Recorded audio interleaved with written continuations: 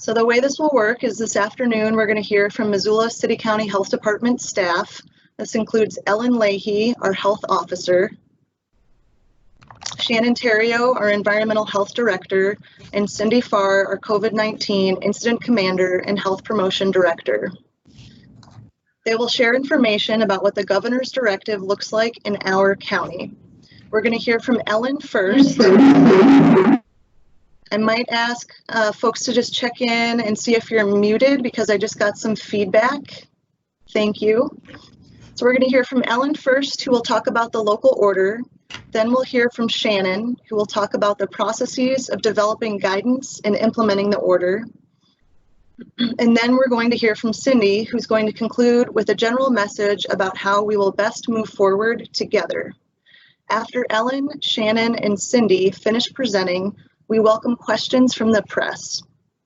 And so just a few quick reminders before we start. This press conference is for our media partners. We will accept and address questions from the media after our three presenters have spoken.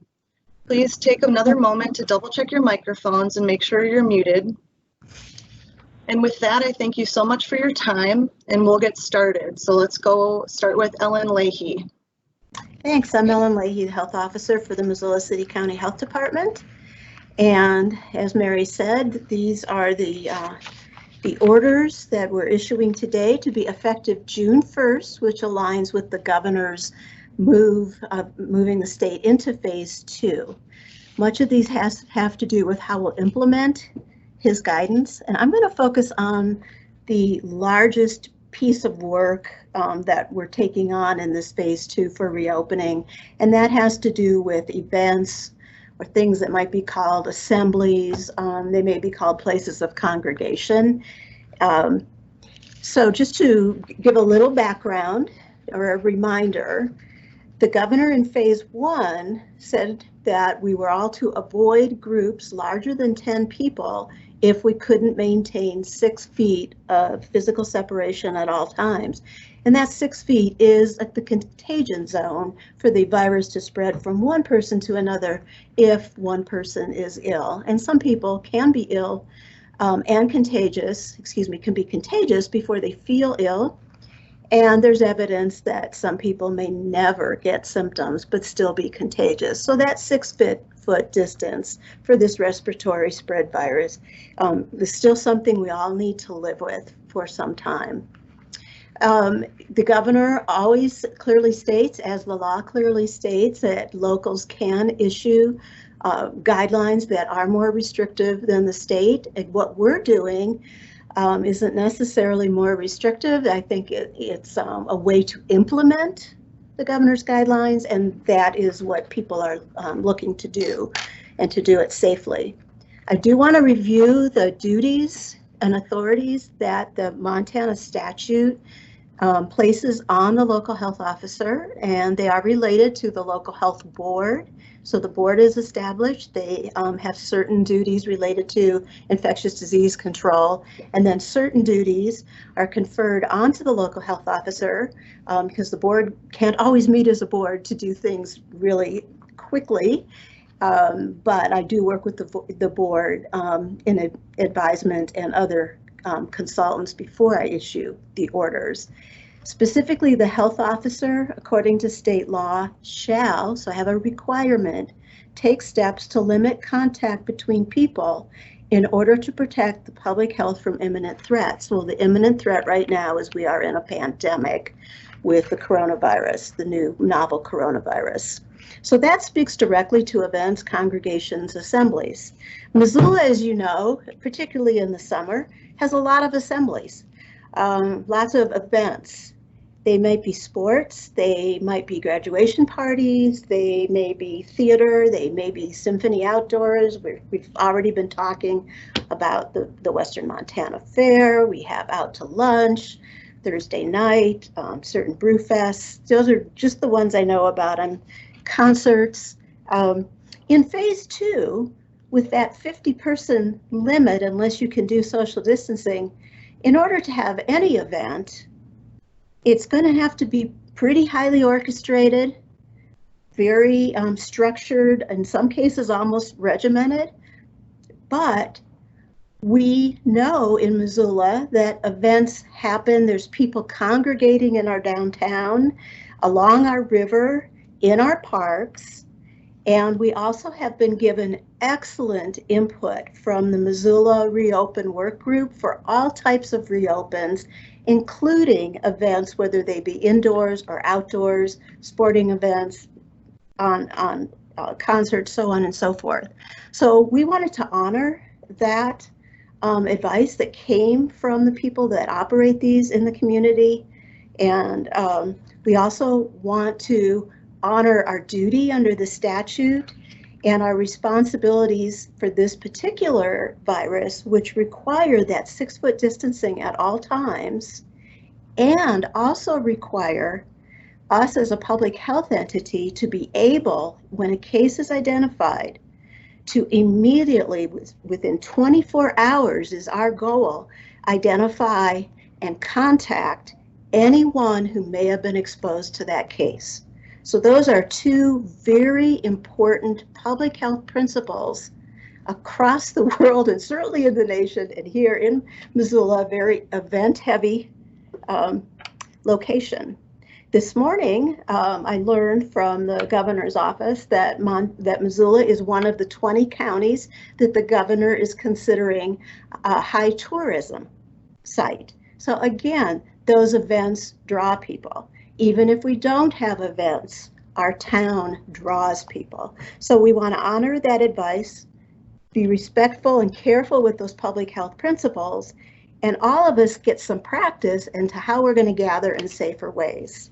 With that in mind, and keeping in mind that people are going to need to start small and carefully, we looked at events by sizes. We do not know when phase 2 will end.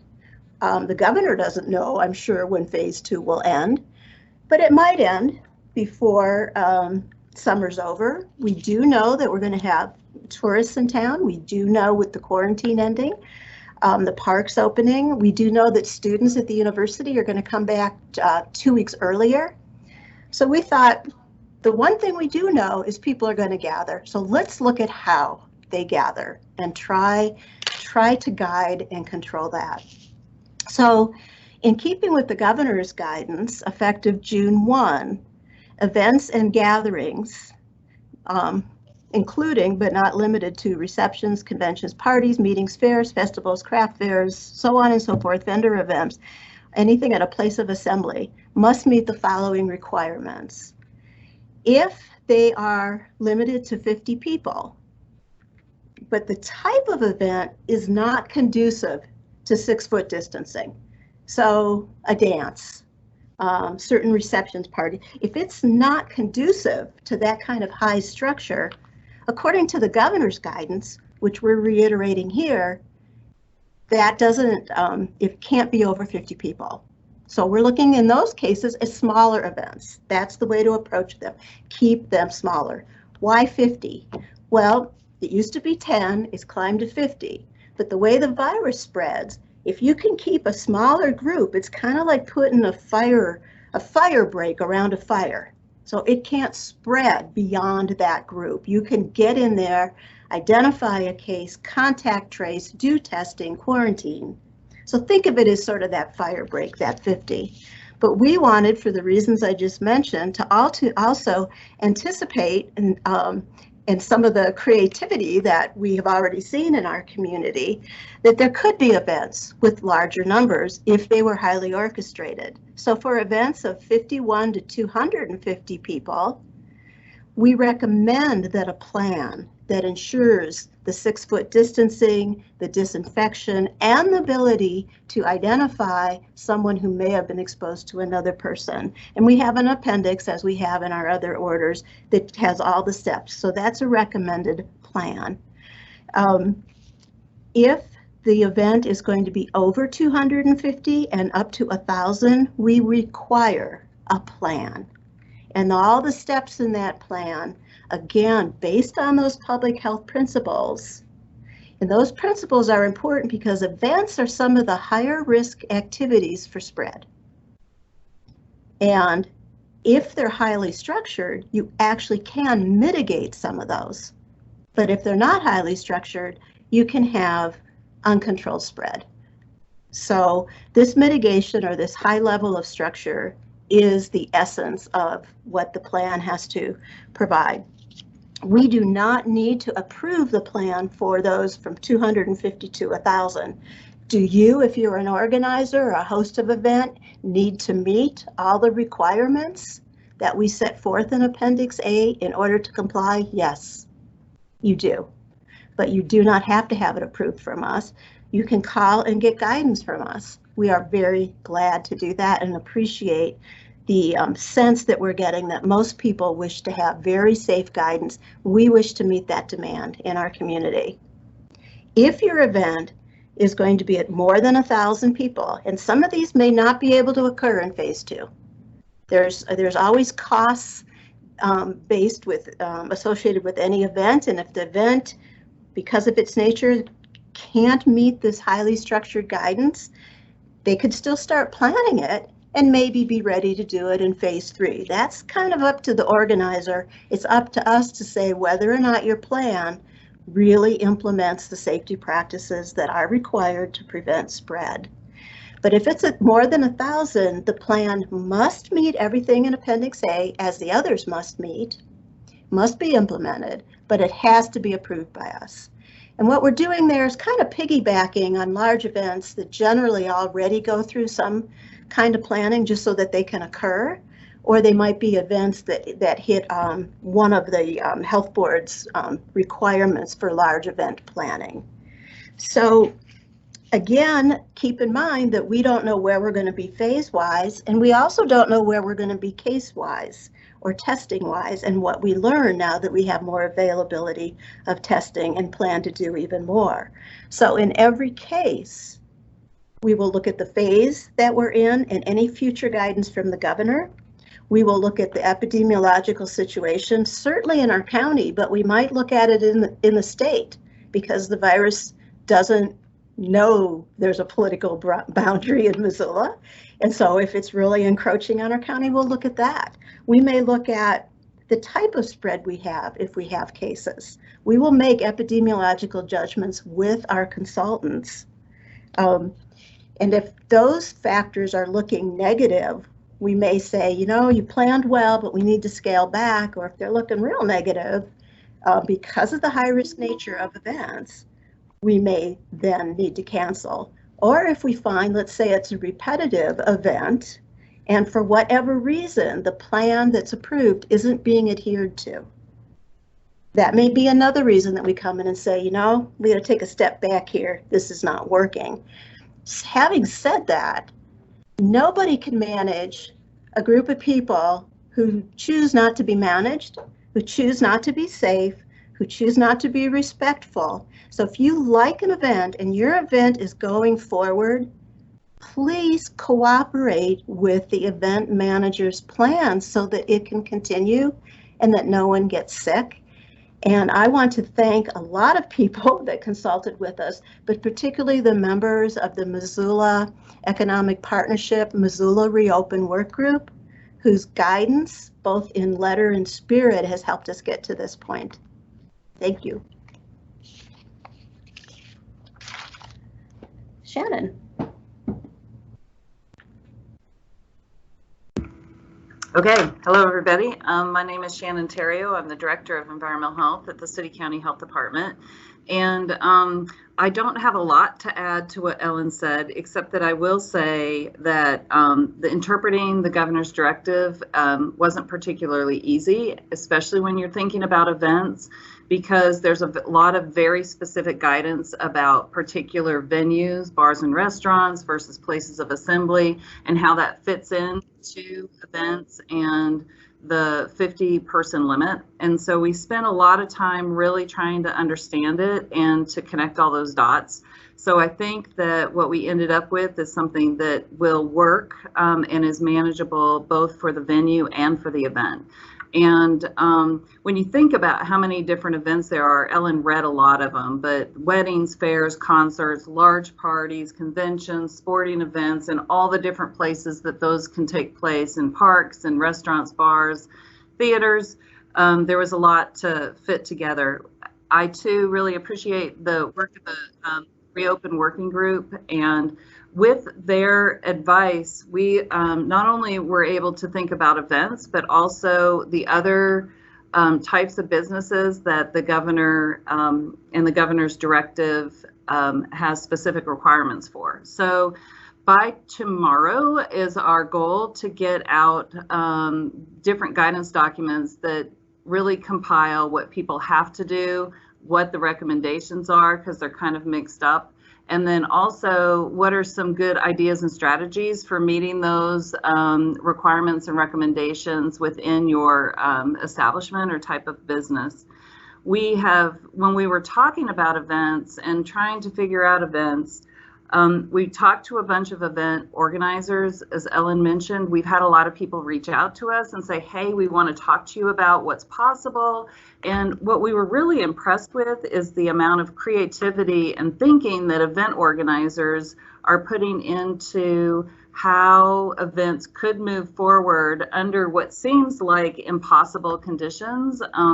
But they've done a lot of thinking about how do you keep people socially distanced, how do you keep people 6 feet apart, how do you increase sanitation, how do you increase hygiene and make things available like hand sanitizer, and how can you make quick, how can they help the health department quickly identify people who may be exposed to COVID. So the plan that we have in place is really allows for that creativity and allows people to design something that will work in that specific venue and for that specific event, because there are things out there that people are thinking of that we did not even come up with earlier. And I think the farmers market is a perfect example of that.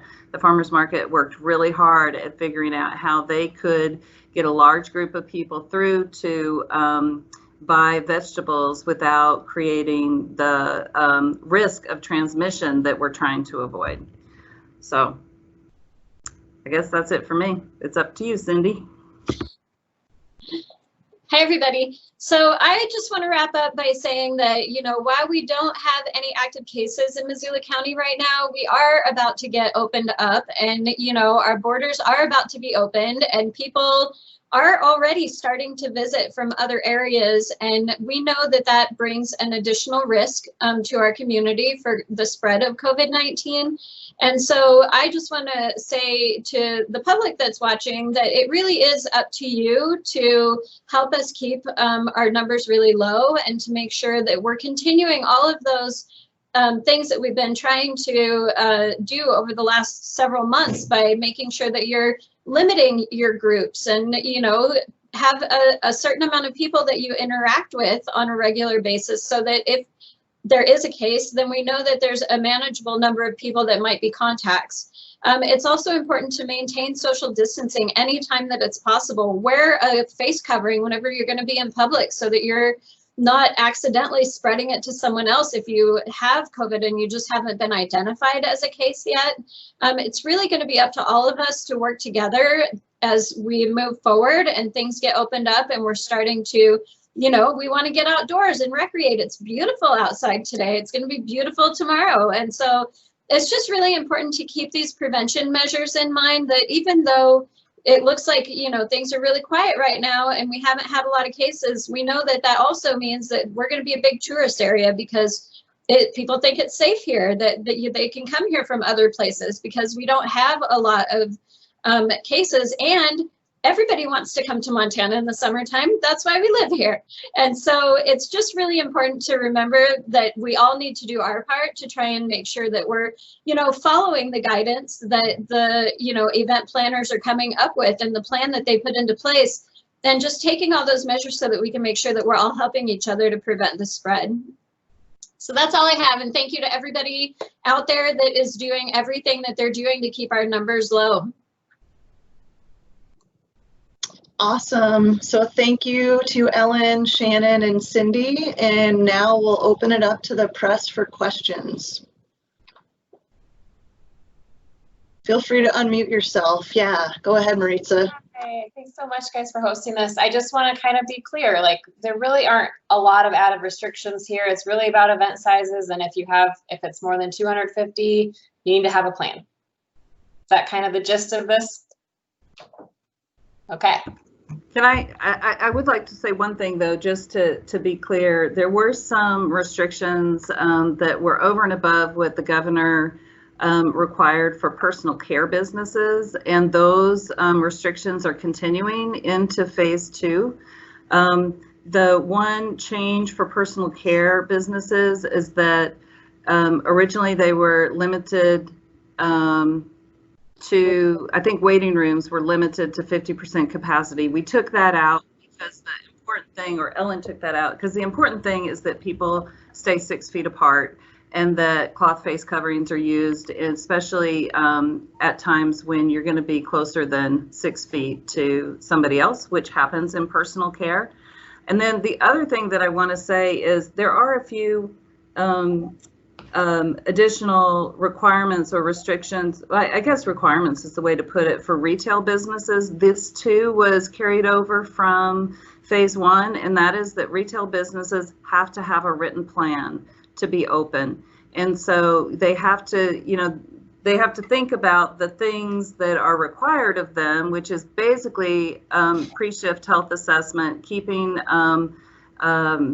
people 6 feet apart in their business, and they have to think about capacity and how many people they can have in their business and maintain 6 feet apart. So that's still required. And then finally, this goes beyond actually, Maritza, what you were asking, but bars and restaurants still have to meet almost all of the requirements that were in place by the governor in his first directive. And that includes people not standing up or sitting at the bar, not being served at the bar. And it includes being closed by 11:30 at night. So it's important to note that those things, that is a statewide requirement that's still in effect. This is Martin Kidston with the Missoula Current. Can I ask a quick question? Yes. Yes, hello, good afternoon. You had said that Missoula was one of 20 so-called tourist destinations. I'm not really sure what the governor is saying right now, but what does that mean for Missoula County when it comes to applying that funding or those resources to address incoming visitors? So I was on a conference call this morning. I keep counting 19 counties, but they said 20, so I missed one. But so it goes beyond the gateway counties that we'd already heard the governor speak about, the ones that are actually adjacent to the entries to our national parks, and I was glad to see that. The conference call this morning, again, I don't know what the governor's saying at the moment either, but the conference call this morning really was emphasizing how to add another layer of population-based kind of surveillance testing on people who are asymptomatic, particularly, so we already have the state plan to do that, and every county has that, but what we were asked to do is to come up with an additional layer, an additional plan that reaches into our community for asymptomatic testing for largely surveillance purposes, because some people may be infected and never get symptoms. Those that are front line in the tourism industry. So it can be the folks that are already front line because they manage our grocery stores. They're in our bars and restaurants. But they asked us to expand that into, some of the tourist areas, perhaps motels, some of that industry. And they were going to work more with the Department of Commerce quickly here to give us some more guidance on that. So we're glad to have more testing available to be able to do that. Hi, Patrick Riley with the Missoulian. I was just wondering, will there be a copy of these of the local recommendations and guidelines? Will that be available sometime this afternoon? Yes, the actual order can go up as soon as Mary gets out of here and somebody can link it. The appendix, I know Appendix A is done because that deals with events, so I imagine that can go up It's all done, Ellen. Yeah, thank you. Yeah. All of the So it'll go up on our website. Yep, Yeah. and this is Mary speaking, and I just wanted to, reiterate that the order will be shared immediately after the press conference. There will be a press packet sent out with the news release, and anything that is ready to go will be shared with you as soon as possible. And as Shannon stated earlier, we're going to do our darndest to get everything out by end of day tomorrow for those, little nuances of the additional guidance in the appendices. Are there any other questions from the media? Hey, this is Megan Mannering with KPAX. Quick question. Since people have become a little more lax, have you guys noticed an uptick of restaurants, bars, other facilities not following protocol or things like that? What's it been on your end? I think Shannon. Yes, we have noticed that, and we aren't getting a lot of complaints, but we are getting that, people are telling us that kind of in various different places and venues. And that is one reason why I wanted to let people know that they do still need to follow the requirements in restaurants and bars, and that is really very important. It is something that we will be reaching out to a variety of restaurants and bars in the coming week. To talk with them about changes that they need to make in their establishment in order to keep the transmission of COVID-19 low in our community. Perfect, thank you. Yeah. This is Spencer Schott with ABC Fox Montana. I wanted to ask a question regarding the farmers market in Missoula. Now that we're starting to open up more, will more vendors be allowed to go to the market, or is it going to strictly stay agricultural? Thank you. Well, I think that with this change in the order looking at events, that farmers markets will have the ability to evaluate their plan right now and see if they can add more vendors and still meet the requirements and the spirit of the requirements for large gatherings. So what I can tell you is that it can't be the farmers market that we all think about in the summer, where people go and they hang out and it's really crowded and you're listening to music and you're going various ways. I mean, there's still, as Ellen said earlier, it's still going to have to be highly structured, and it's still going to have to be able to keep people 6 feet apart. The plan that they have right now is that's possible, but if you added a whole lot of vendors, and at some point you're going to have too many vendors or too many people in too small of a space, or you're going to be creating an event that you won't be able to control how people are moving within the event. So that's a long answer. The short answer is yes. Yeah.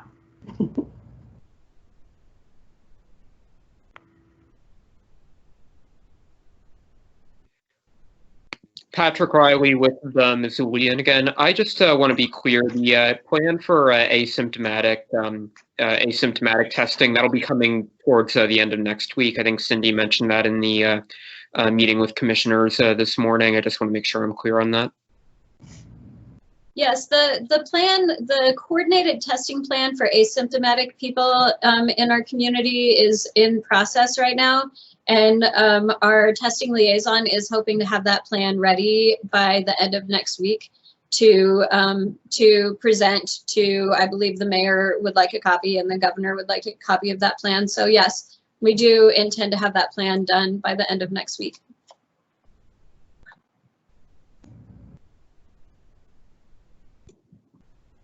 All right, so this is Mary speaking again. I just want to be mindful of everyone's time. It is 3:31, but I wanted to check in and see if there are any remaining questions out there that we can address now.